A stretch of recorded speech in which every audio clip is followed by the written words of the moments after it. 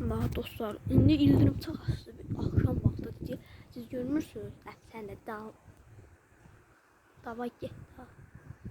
Birazdan çaxası yak görüldü, elə birdən çaxdı. Hadi get da. Uy zübür. Mən qorxuram ki. Zübür. Aprelin ucu 25-idir də, əslində ildırım çaxıb. Yağış yağmalı bir yağmışdı. Saat 7'den 6 arası. Açıqmır da. Uy zübür. Abi birdən elə gəlməyini qorxuram. Uy zübür. Çok pis değil yani, çok pis. Uy zübür bir de geldi. Işığı tutmuşum diye görmedim. Neyse benden gitti sağ ol.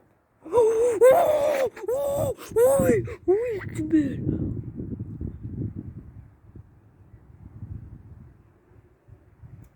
Oha.